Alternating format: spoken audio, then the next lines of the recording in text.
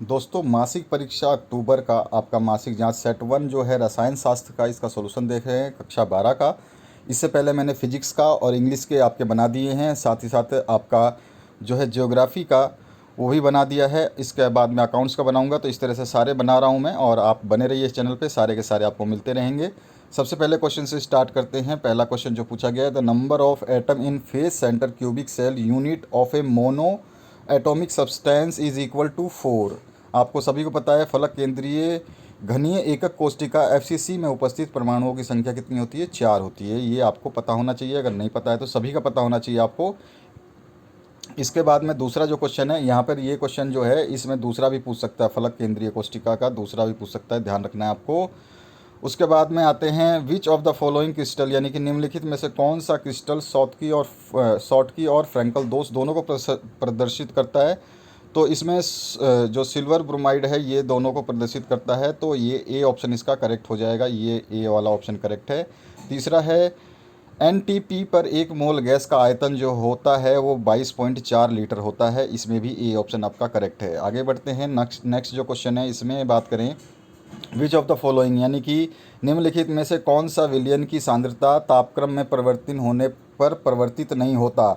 तो मोललता यानी कि मोलालिटी जो है ये परिवर्तित नहीं होती है, ठीक है, ध्यान रखना है। मोललता यानी कि मोलालिटी जो है परिवर्तित नहीं होती है। पांचवा क्वेश्चन है, how much charge is required for the reduction of 1 mole copper 2 plus ion to C U के लिए 2 फैराडे होता है, 2 फैराडे 2 × F, और 1 फैराडे में होता है 96,500 कूलाम।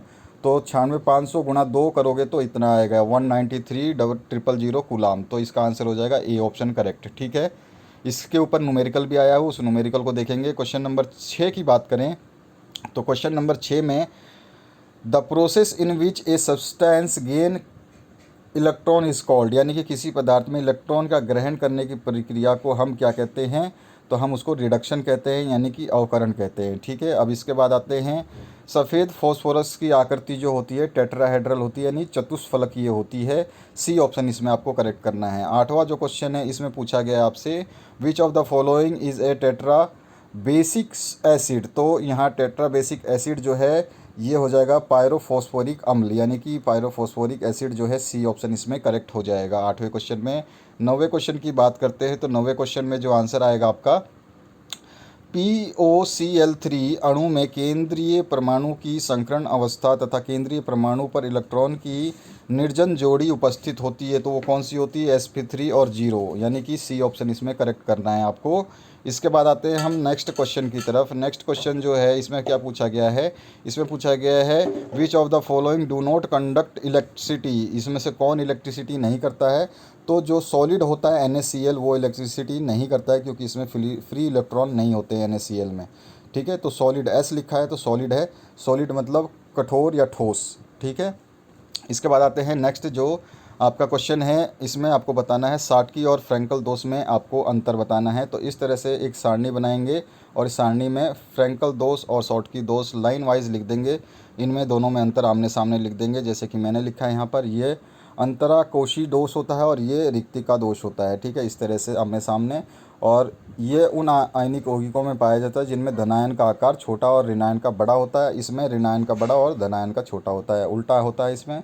इसमें कोई घनत्व में कोई परिवर्तन नहीं होता, इसके घनत्व में परिवर्तन होता है, यानी कि कम हो जाता है। इस तरह से आपको ये सारे के सारे point wise point two point लिखने हैं, ये इसका सॉल्यूशन है। इसके बाद आते हैं हम नेक्स्ट क्वेश्चन की तरफ। तो नेक्स्ट जो क्वेश्चन है इसमें पूछा गया है, 31 gram of ethylene glycol C2H6O2 is mixed with 500 gram of water, calculate freezing point of the solution. KF आपको दे रखा है 1.86 केल्विन किलोग्राम पर मोल। तो यहाँ पर आपको 31 ग्राम एथिलीन ग्लाइकोल का जल में मिलाया जाता है, तो इस विलयन का हिमांक क्या होगा, जबकि KF की वैल्यू आपको दी गई हो। तो यहाँ पे दिया गया है मास ऑफ ग्लाइकोल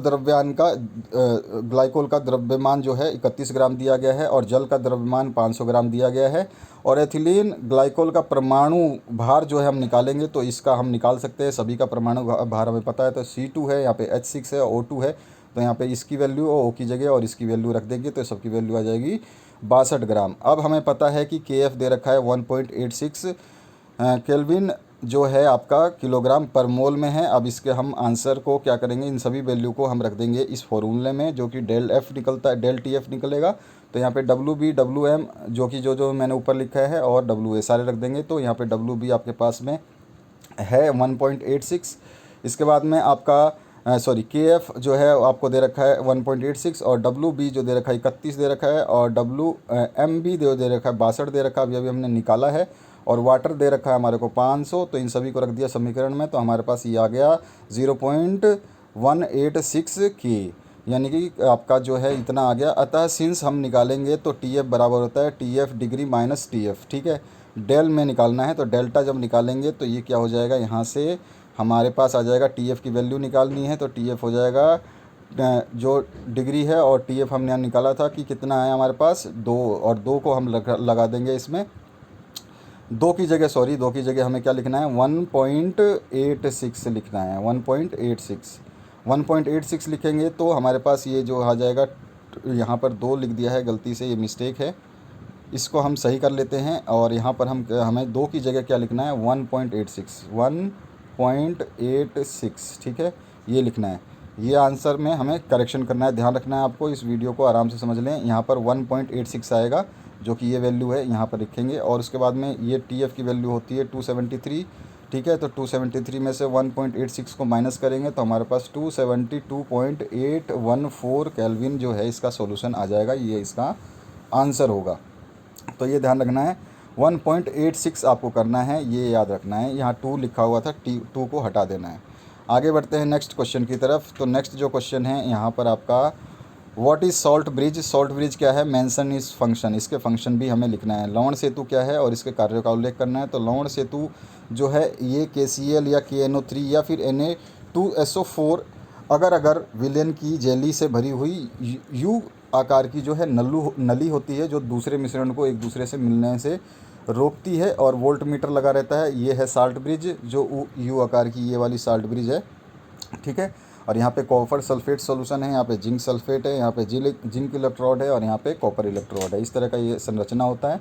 और इसके कार्य हम लिख सकते हैं, तो यहाँ पर इसके कार्य ये दोनों अर्ध शैलों में विद्युत अपघटय की उदासीनता को बनाए रखता है, यानी कि जो है ये इलेक्ट्रॉन जो त्यागने या ग्रहण करने में जो है इसको लवण सेतु एक उदासीन के रूप में काम करता है, ठीक है। ये चीज़ हम बताएंगे।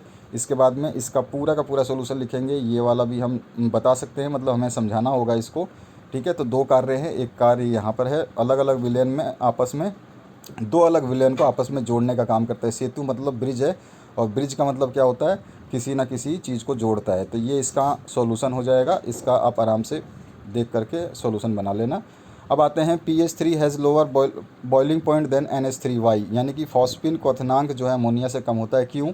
तो हम यहाँ पे इसका आंसर लिखेंगे NH3 जो है इसमें N की कम परमाणु त्रिज्या तथा अधिक विद्युत ऋणता के कारण NH3 अणुओं के मध्य प्रबल हाइड्रोजन बंध पाया जाता है, जो कि वंडरवाल बल से प्रबल होता है। जबकि PH3 में अणु का द्रव्य अवस्था में हाइड्रोजन बंध नहीं पाया जाता। हाँ, हाइड्रोजन बंध है, ये बंध नहीं पाया जाता P की अधिक त्रिज्या और विद्युत ऋणता के कारण। अतः PH3 का क्वथनांक NH3 से कम होता है, ये इसका आंसर हो गया, ठीक है। अब आगे बढ़ते हैं नेक्स्ट क्वेश्चन पे। यहाँ पर आपका शॉर्ट टाइप क्वेश्चन है, जिसमें दिया गया है आपको निम्नलिखित अभिक्रिया वाले सेल का निरूपित करना है आपको। तो यहाँ पे ये पूरी अभिक्रिया दी गई है, इसको हम सेल को निरूपित करेंगे, तो इस तरह से आपको इसको करना है। सेल का आरेख जो है हम लिखेंगे पहले, और उनकी जो जो वैल्यूज़ हैं ई सेल निकालेंगे। ई सेल जो होता है उसका फॉर्मूले के हिसाब से निकालना पड़ेगा हमें, और पूरा का पूरा इस तरह से आप निकालोगे। देख लो आराम से वीडियो को पॉज करके, और ये पूरा का पूरा सॉल्यूशन आपको किया गया है। आप आराम से इसको ऐसे के ऐसे उतार लोगे, तो ये आपका लास्ट में जो आंसर आएगा वो 2.9601 वोल्ट जो है इसका आंसर आ जाएगा। अब आगे बढ़ते हैं नेक्स्ट क्वेश्चन की तरफ। नेक्स्ट क्वेश्चन जो है इसमें पूछा गया है कि राउल्ट का नियम क्या है, आदर्श एवं अनादर्श विलयन में विभेद स्थापित करें और उनकी विशेषताओं को लिखना है, यानी कि अंतर भी बताना है और विशेषताएं भी लिखना है। सबसे पहले राउल्ट का नियम लिख देंगे। एक निश्चित ताप पर किसी विलयन में उपस्थित किसी वाष्पशील पदार्थ का आंशिक वाष्प दाब उस पदार्थ की मोल भिन्न के समानुपाती होता है, यही राउल्ट का नियम है। यह नियम यह भी बताता है कि किसी विलयन का कुल वाष्प दाब अलग अलग पदार्थों के कारण वाष्प दाब के योग के बराबर होता है। आगे बढ़ते हैं इन दोनों में अंतर बताएंगे तो यहाँ पर है आदर्श विलयन जो है प्रत्येक ताप पर सांद्रता पर राउल्ट के नियम का पालन करते हैं, जबकि अनादर्श जो है प्रत्येक ताप पर सांद्रता के पर राउल्ट का नियम का पालन नहीं करते हैं। इसी तरह से हमने पॉइंट लिखे हैं। इन पॉइंट्स को आपको लिखना है आराम से। इसके बाद किसी आदर्श विलयन की निम्न विशेषताएं होती हैं, तो हम इसकी दो विशेषताएं लिख सकते हैं। इसमें पहला विशेषता आपके सामने है और दूसरी विशेषता इसके नीचे है, तो दोनों विशेषताओं को आपको लिखना है। तो इस तरह से आप इसको लिखोगे, ये इसका आंसर आ जाएगा ∇H बराबर 0। इसके बाद 17वां जो क्वेश्चन है, इसमें एन एलिमेंट, बहुत बड़ा जो पेपर है ये आपका केमिस्ट्री का, बहुत लेंदी टाइप में क्वेश्चन पेपर है ये, और आपको केमिस्ट्री तैयार करनी है तो बहुत अच्छे से पढ़ना होगा। एक तत्व का परमाणु द्रव्यमान 60.2 है तथा इसके फलक केंद्रीय की एकक कोशिकाएं हैं। इसकी कोशिकाओं के कोर की लंबाई 100 pm है। तत्व का घनत्व जो है Na दे रखा है, तो आपको आंसर निकालना है। घनत्व के संबंध हम जानते हैं, डेंसिटी बराबर होता है 4 गुणा mw अपॉन में Na क्यूब इंटू 10⁻⁻30। कोशिका के कोर की लंबाई जो है 100 दे रखी है यहाँ पर, उसको ले लेंगे। और 1 pm बराबर होता है 10⁻⁻12 मीटर, ठीक है। और हम इसको जब हम 100 pm में निकालेंगे तो 100 pm बराबर हो जाएगा 100 pm, 1 pm की इतनी होती है, 1 pm बराबर 10⁻⁻12 होती है। तो यहाँ पर हम क्या करेंगे, यहाँ पर हम 100 से गुणा कर देंगे 10 की घात से, और इसको गुणा करने के बाद यूनिट ऑफ सेल निकालेंगे तो कितना हो जाएगा, ये हो जाएगा आपका कम से कम देखिए 10 सेंटीमीटर क्यूब है। यहाँ पे 12 की जगह 0 कर लेना, 10 आता है, 10⁻−10 आएगा, 10⁻−10, 12 गलती से मिस्टेक लिखा हुआ है। तो यहाँ पे 1 pm बराबर 10⁻−10, ठीक है। और यहाँ पे 100 दिया हुआ है तो 100, 1 की जगह 100 से गुणा कर देंगे 10⁻−10 से। और वॉल्यूम यानी कि इस तत्व का घनत्व जब हम निकालेंगे, इस वॉल्यूम यानी कि आयतन, घनत्व नहीं, यहाँ पे आयतन लिख देना, आयतन, ठीक है। यहाँ पे इस तत्व का आयतन बराबर हो जाएगा, क्योंकि आयतन होता है इनका क्यूब, तो इस टोटल जो वैल्यू आई है इसका पूरे का क्यूब कर देंगे। तो यहाँ पे क्यूब कर दिया, इसकी घात 3 कर देंगे, और जब घात 3 करके निकालोगे तो इसकी वैल्यू आ जाएगी 1 × 10⁻−24 सेंटीमीटर क्यूब, ये आ जाएगा। अब फलक केंद्रीय घन एकक कोशिका FCC में उपस्थित परमाणुओं की संख्या जो है वो कितनी है, 4 होती है। आपको पता है, हमने पहले क्वेश्चन में देखा था 4 होती है, तो 4 को ले लेंगे। अब हम इसका आगे सॉल्व कर देंगे। डेंसिटी यानी कि घनत्व क्या होता है, 4 गुणा 6.2, जो कि हमारे पास सब कुछ गिवन है। ये 6.03 जो हमारे को गिवन है, 1 हमारे को गिवन है, अभी हमने निकाला था 1 × 24.3, तो ये रख देंगे। और जब लास्ट में फाइनल आंसर निकालेंगे तो आ जाएगा 4.11 ग्राम सेंटीमीटर क्यूब पर सेंटीमीटर क्यूब आ जाएगा, -3 है ना, तो ये पर सेंटीमीटर क्यूब आ जाएगा। या बटे में आप ग्राम बटे में cm क्यूब भी लिख सकते हो, ऐसे भी लिख सकते हो, तो आप चाहो तो कैसे भी लिख लो। तो ये इसका आंसर हो गया। जो बीच में करेक्शन थे मैंने बता दिया। यहाँ पर आपको यहाँ 10 की घात आपको जो है -10 करनी है, ये 12 की जगह 10 लिखना है आपको, -10, ठीक है। ये एक मिस्टेक है, ये मैंने आपको बता दिया। इसमें आगे बढ़ते हैं 18वें क्वेश्चन में। 18वां क्वेश्चन है, nitrogen exist as diatomic molecule N2 phosphorus as tetratomic P4 why. Nitrogen द्विपरमाणु अणु है और जबकि फॉस्फोरस चतुष्परमाणु है। क्यों ऐसा बताना है। तो नाइट्रोजन परमाणु छोटा आकार और उच्च विद्युत ऋणता होती है। इसमें पी पाई और मतलब पाई बंध जो होता है, और N2 में छोटे अणु दुर्बल वंडरवाल से जुड़े होते हैं। इस कारण ये द्विपरमाणु यानी कि इसमें जो बंध होता है ये इस तरह का होता है, रूप में पाया जाता है। और फॉस्फोरस परमाणु का आकार बड़ा होता है और विद्युत ऋणात्मकता कम होती है। सामान्यतः फॉस्फोरस स्वयं के साथ पाई बंध नहीं बनाता, यह PP एकल बंध बनाता है तथा P4 के रूप में पाया जाता है, ठीक है। ये इसका रीज़न हो गया। अब आते हैं हम बड़े क्वेश्चन की तरफ। बड़ा क्वेश्चन में क्या पूछा गया आपसे, right short note. Short note में आपको प्रतिचुंबकीय, अनुचुंबकीय और लोह चुंबकीय तीनों बताने हैं। तो सबसे पहले हम देखते हैं प्रतिचुंबकीय। तो प्रतिचुंबकीय का हम यहाँ पे आंसर लिखेंगे कि क्या होता है प्रतिचुंबकीय। जब इन पदार्थों को असमान चुंबकीय क्षेत्र में रखा जाता है तो ये पदार्थ अधिक प्रबल चुंबकीय क्षेत्र से कम चुंबकीय क्षेत्र की तरफ गति करते हैं। दूसरे शब्दों में यहाँ पे मैंने समझा दिया है, ठीक है। इसका उदाहरण हम दे देंगे सोना, चांदी, तांबा। अब इसके बाद में अनुचुंबकीय की बात करते हैं। तो अनुचुंबकीय वैसे पदार्थ होते हैं जो कम चुंबकीय क्षेत्र से अधिक चुंबकीय क्षेत्र की ओर गति करते हैं, ठीक है। जिसके उदाहरण हम लिखेंगे एल्युमिनियम, सोडियम, ऑक्सीजन। इसके बाद तीसरा जो पूछा गया है लोह चुंबकीय, तो वो पदार्थ जिनकी व्याख्या के हिसाब से ऐसे पदार्थ जो मतलब हम यह पदार्थ की परिभाषा क्या है और गुण और व्याख्या दो उदाहरण। तो उदाहरण हम इसको छोड़ दो, आप ये भूल जाओ, लोह चुंबकीय में जो हम यहाँ से देते हैं, इसको आपको नहीं लिखना है, इस लाइन को भूल जाओ और यहाँ से लिखना है, ऐसे पदार्थ जो चुंबकीय क्षेत्र से आकर्षित होते हैं तथा जिनकी उपस्थिति से चुंबकीय क्षेत्र का मान बहुत बढ़ जाता है और उनको लोह चुंबकीय पदार्थ कहते हैं। इन पदार्थों को जब असमान चुंबकीय क्षेत्र में रखा जाता है तो ये कम चुंबकीय क्षेत्र से अधिक चुंबकीय क्षेत्र की तरफ शीघ्रता से गति करते हैं। जब इन पदार्थों को चुंबकीय क्षेत्र में रखा जाता है तो ये पदार्थ प्रबल रूप से चुंबकीय हो जाते हैं। ठीक है, ये इसका सॉल्यूशन हो गया। और लोहा में हम इसका उदाहरण लिख सकते हैं, लोहा, निकल और मैग्नेटाइट आदि। ठीक है, इसमें आपको पहली लाइन ये नहीं लिखनी है, ये लाइन आप हटा देना है, बस यहाँ तक हटा देना, ये मत लिखना, यहाँ से शुरू करना अनुचुंबकीय के बाद में यहाँ से आगे बढ़ते हैं नेक्स्ट क्वेश्चन की तरफ। तो यहाँ पर है और पार्ट, इसमें कोलराउस का नियम उदाहरण सहित आपको लिखना है। तो पहले कोलराउस का नियम क्या है इसको लिखेंगे, कोलराउस का नियम क्या है उसको बताएंगे, समझा देंगे। इस तरह से पूरा का पूरा मैंने लिखा है, इनको आप वीडियो को पॉज करके पूरा का पूरा नियम लिख लो। इसके बाद में इसके उदाहरण जो है हम इस तरह से दे देंगे कि कौन कौन से उदाहरण है। तो उदाहरण में आप NaCl ले सकते हैं और KCl ले सकते हैं, CaCl2 ले सकते हैं। ठीक है, कैल्शियम क्लोराइड वगैरह सब, और sodium chloride, calcium chloride, potassium chloride, ये सारे ले सकते हैं आप। और इनके आंसर इस तरह से आपको लिखने हैं। तो जो भी आप 3-4 उदाहरण देना चाहें दे सकते हैं। और यहाँ पे H2SO4 ये भी लिख सकते हैं आप। ठीक है, जो आपका सल्फ्यूरिक एसिड है ये भी लिख सकते हैं, तो इसका भी उदाहरण में दे सकते हैं। इसका बी पार्ट में जो है एक वैद्युत अपघटय के विलयन की सांद्रता 2.2 m है।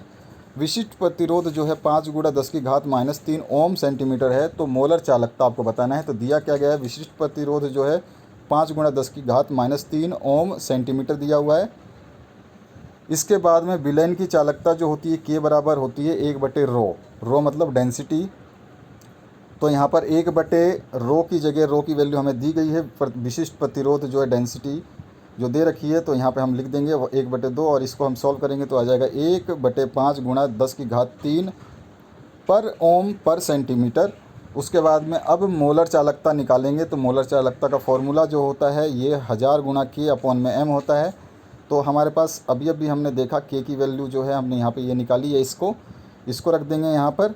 ठीक है, और m हमारे को दे ही रखा है 0.2, इसको रखेंगे, फॉर्मूले को सॉल्व करेंगे, 1 × 10⁻6 आ जाएगी, यानी कि 10⁻6 पर ओम पर सेंटीमीटर स्क्वायर पर मोल जो है इसका आंसर आ जाएगा। तो ये इसका आंसर होगा। आगे बढ़ते हैं नेक्स्ट क्वेश्चन की तरफ।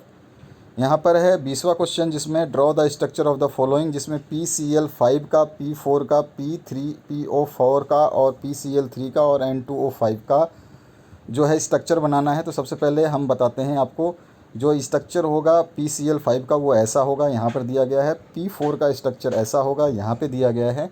सारे स्ट्रक्चर ड्रॉ किए गए हैं। तीसरा जो है आप फॉस्फोरिक एसिड का जो है सॉल्यूशन, ये तीसरे नंबर का जो आंसर है ये है। चौथे नंबर का आंसर जो है PCl3 का ये आंसर है।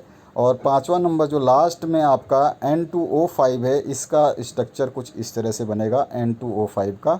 ठीक है, तो ये है इसका N2O5 का स्ट्रक्चर। तो पांचों स्ट्रक्चर इस तरह से आपको बनाना है। इसके और पार्ट में जो क्वेश्चन पूछा गया, right the Faraday's law of electrolysis. तो इसके 2 नियम है, एक प्रथम नियम और एक द्वितीय नियम। प्रथम नियम के हिसाब से हम यहाँ लिख देते हैं। यह नियम बताता है कि इलेक्ट्रोड से मुक्त हुए अथवा इलेक्ट्रोड पर एकत्रित होने वाले पदार्थों की मात्रा जो है वो विद्युत अपघटय में से प्रवाहित आवेश के ठीक समानुपाती होता है। अब इसको थोड़ा सा डिस्क्राइब करने के लिए इसकी इक्वेशन भी लिखेंगे हम, ताकि एग्जामिनर आपको फुल मार्क्स दे दे, क्योंकि बड़ा क्वेश्चन है। तो यहाँ तक हमारा जो है सॉल्यूशन इस तरह से हम बना देंगे। बेस्ट सॉल्यूशन आप इस तरह से बना सकते हैं। ठीक है, इसके बाद में यहाँ पर इसका जिसका अर्थ आप बता देंगे कि इसमें क्या क्या चीज़ दिया हुआ है। ठीक है, ये अर्थ आपको बताना है, जिसका अर्थ है कि किसी पदार्थ का विद्युत रासायनिक तुल्यांक उसकी वह मात्रा होती है जो कि 1 एम्पीयर की विद्युत धारा 1 सेकंड तक प्रवाहित होने पर प्राप्त होती है। द्वितीय नियम के हिसाब से हमें जो है इसका सेकंड लॉ भी डिस्क्राइब करना है। तो सेकंड लॉ में जब विद्युत धारा की समान मात्रा विभिन्न विद्युत अपघटयों में प्रवाहित होती है तो इलेक्ट्रोडों पर मुक्त मात्राएं जो होती हैं वो उसके तुल्यांकी द्रव्यमान और विद्युत रासायनिक तुल्यांक के ठीक समानुपाती होती हैं। ठीक है, ये इसका द्वितीय नियम है। और इस द्वितीय नियम को भी हम थोड़ा सा एक्सप्लेन करेंगे इक्वेशन के हिसाब से, क्योंकि बड़ा क्वेश्चन है तो आपका आंसर भी बड़ा थोड़ा सा होना चाहिए, नहीं तो नंबर कटेंगे। तो ये इक्वेशन आपको ज़रूर लिखनी होंगी सारी की सारी, तब जाके आपको आंसर जो है कंप्लीट हो जाएगा। तो यहाँ तक आप लिखोगे लास्ट। ठीक है, यहाँ तक आपका कंप्लीट हो जाएगा। इसका बी पार्ट जो है इसमें दिया गया है 2 एम्पीयर की विद्युत धारा का कॉपर क्लोराइड CuCl2 के विलयन में 30 मिनट तक प्रवाहित करने पर कितने मात्रा जो है कॉपर की इलेक्ट्रोड पर वियोजित होगी, यानी कॉपर का वो मात्रा बतानी है जो इलेक्ट्रोड पर चढ़ जाएगी।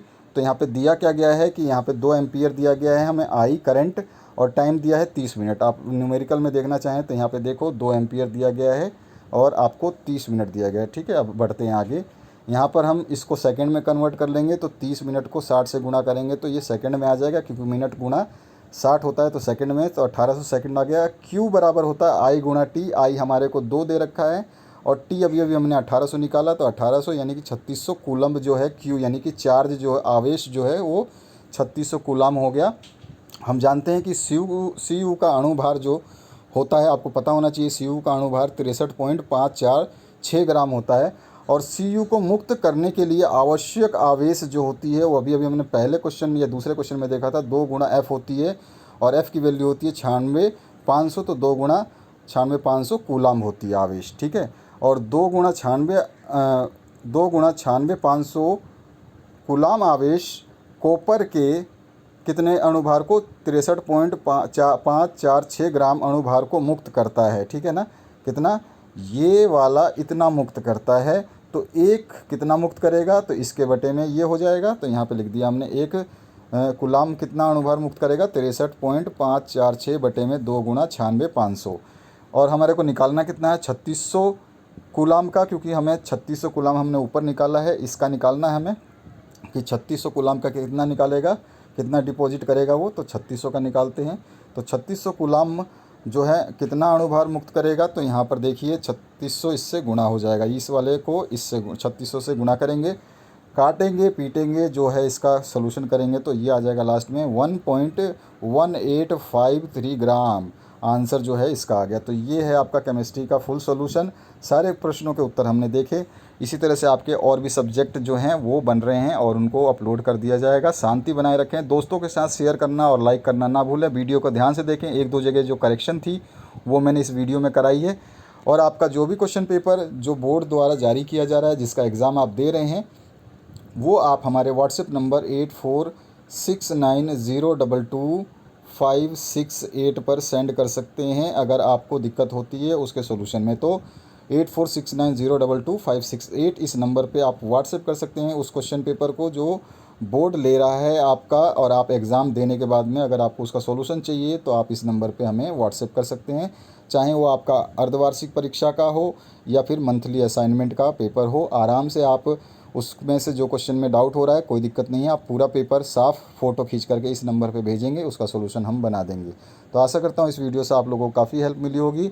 इस वीडियो को देखने के लिए बहुत बहुत धन्यवाद। सभी के साथ शेयर करें और चैनल पे अगर आप नए हैं तो सब्सक्राइब कर लें, पुराने हैं तो भी सब्सक्राइब करके रखें, क्योंकि कभी भी कोई भी वीडियो डाली जाए तो आपको नोटिफिकेशन के ज़रिए जो है इसका अपडेट मिलता रहे। क्योंकि बहुत सारे बच्चों का कमेंट व्हाट्सएप पे ही आता है कि सर ये वीडियो डाल दो, ये वीडियो डाल दो, लेकिन हमने ऑलरेडी डाले होते हैं, वो बच्चों ने चैनल सब्सक्राइब करके बेल आइकन को क्लिक नहीं किया होता है, इसलिए उनको नोटिफिकेशन नहीं मिलता है। और हमारे पास इतना समय नहीं है कि हर बच्चे के कमेंट का या मैसेज का बार बार जवाब देते रहें, क्योंकि हमें भी आपके सॉल्यूशंस बनाने होते हैं। सभी क्लास के सॉल्यूशंस बनाने में हम बिज़ी रहते हैं, तो आपके सभी मैसेज हम नहीं देख पाएंगे। तो इसलिए उन मैसेज को ना करें जिसमें आपका टाइम और मेरा टाइम वेस्ट हो। आप केवल वही मैसेज करें जिसमें आपकी आवश्यकता हो, जिसमें आप फंस रहे हो। जैसे कि मान लीजिए आपका मंथली टेस्ट हो रहा है और आपने मंथली टेस्ट दे दिया और उस पेपर का सॉल्यूशन आपको नहीं मिल रहा है, अगर आपसे नहीं हो रहा है तो उस क्वेश्चन पेपर को साफ साफ फ़ोटो खींच के व्हाट्सएप नंबर जो मैंने बताया उस पर आप सेंड कर सकते हैं। Thank you very much, have a good day. और आपके एग्ज़ाम के जो मॉडल पेपर्स अभी जारी किए जाएंगे उनको भी मैं सॉल्व करवाऊँगा इसी तरह से। तो ध्यान से बने रहिए इस चैनल के साथ में। Have a good day.